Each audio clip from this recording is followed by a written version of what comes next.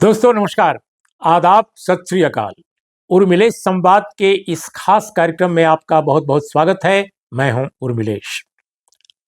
दोस्तों कुछ समय पहले की बात है, जब लोकसभा चुनाव हो रहा था। लोकसभा के चुनाव में बारामती, महाराष्ट्र के बारामती से अजित पवार की एनसीपी ने, जो भारतीय जनता पार्टी का सहयोगी बना हुआ है, उस पार्टी ने अजित पवार दादा की जो धर्मपत्नी है सुनेत्रा पवार, उनको चुनाव में उतारा था। किसके खिलाफ उतारा था? शरद पवार की बेटी सुप्रिया सुले के खिलाफ। सुप्रिया सुले चुनाव लड़ रही थी एनसीपी शरद पवार की तरफ से, इंडिया गठबंधन की तरफ से। तो इंडिया गठबंधन की उम्मीदवार हो गई सुप्रिया सुले और सुनेत्रा पवार हो गई उनकी भाभी एनडीए गठबंधन की तरफ से, एनसीपी अजित पवार कैंप की तरफ से। और उस लड़ाई में बारामती पार्लियामेंट्री कॉन्स्टिट्यूएंसी में अजित पवार की धर्मपत्नी, अजित पवार की चचेरी बहन से चुनाव हार गई। सुप्रिया सुले चुनाव जीत गई।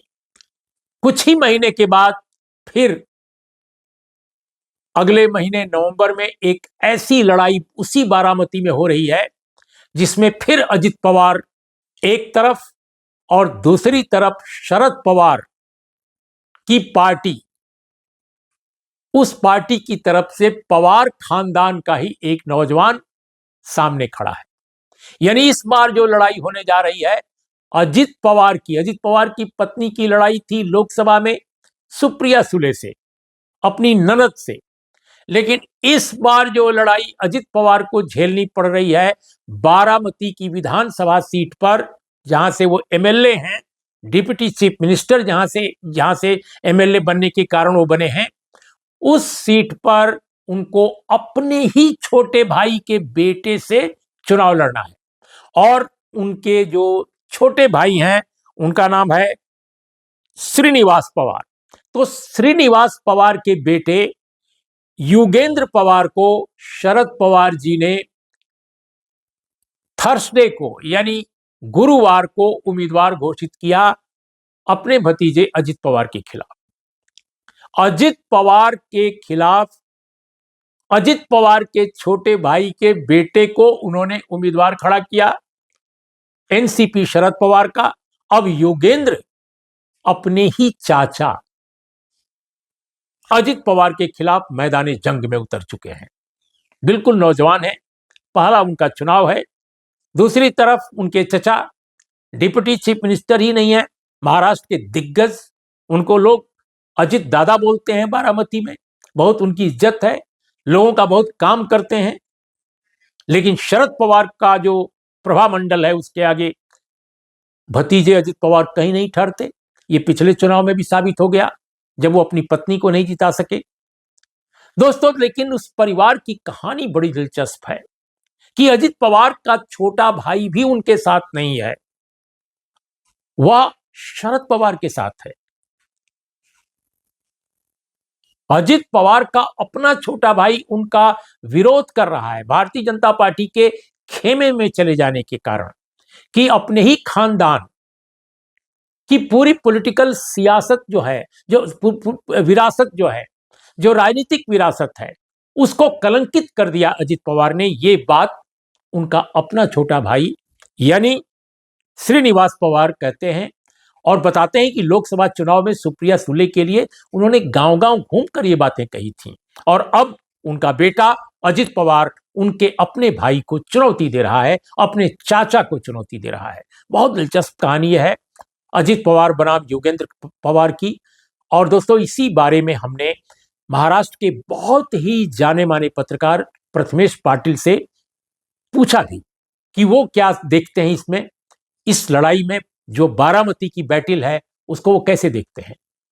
तो आप सुनिए हमारी और प्रथमेश की इस मुद्दे पर संक्षिप्त बातचीत। शरद पवार जी ने अपनी पार्टी की तरफ से अपने भतीजे अजित पवार के खिलाफ योगेंद्र पवार साहब को कैंडिडेट बनाया है और ये अजित पवार के भतीजे लगेंगे।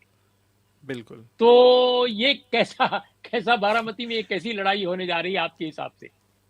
देखिए, पवार फैमिली को अगर आपको समझना है तो आपको एक जैसे हम बिजनेस के टर्म्स में एक टर्म यूज़ करते हैं, हिंदू हिंदू जॉइंट फैमिली, ये या एक बिजनेस टर्म भी मानी जाती है। तो उसी तरह से एक मराठा जॉइंट फैमिली नाम से भी एक टर्म निकालनी चाहिए, क्योंकि जिस तरीके से शरद पवार ने अपनी एक फैमिली को संभाला है या खड़ा किया है, तो ये एक कंपनी की तरह है।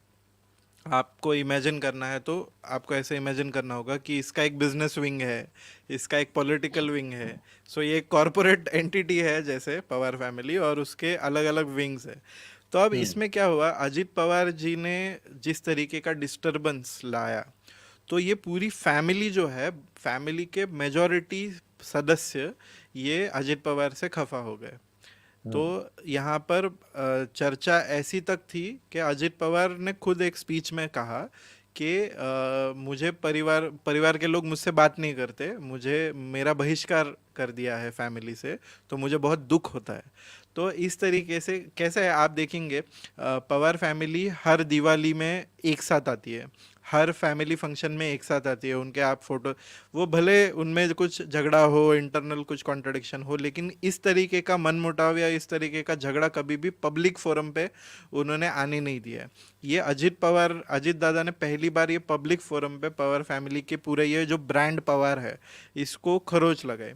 तो इमीडिएटली लोकसभा के दौरान अजित पवार के, मतलब ये युगेंद्र के पिताजी जो है, वो खुद उतर कर, जो कभी पॉलिटिक्स में थे नहीं, पॉलिटिकल एरिना में, वो खुद उतर कर गांव गांव गए, वहाँ पे सभाएं ली, और उन्होंने ऐसे अजित पवार को डीलेजिटिमाइज करने का काम किया कि इन्होंने फैमिली के खिलाफ काम किया है। अब ये सगे भाई अजित पवार के, इन्होंने खुद दोनों सगे ये, भाई। हाँ, और ये पोजीशन लिया और उनके खिलाफ प्रचार किया। और अब उनका, उनके बेटे युगेंद्र इसमें आ चुके हैं, वो एक ब्रांड पवार का मेंटेनेंस है, उसका कंटिन्यूएशन है। आपको समझना होगा कि वो जी। पवार ब्रांड को कंटिन्यू करने वाले, और वो शरद पवार को पता है कैसे वो कंटिन्यू करना है। वो कभी ये नहीं सोचते इसमें कि इस मुझे अजित को ह्यूमिलेट करना है, या ये उनका कैलकुलेशन नहीं होता। उनका कैलकुलेशन सीधा साधा है कि पवार ब्रांड जो है और पवार फैमिली का जो इकोसिस्टम है वो टिकना चाहिए। वो कैसे तो कायम रहे?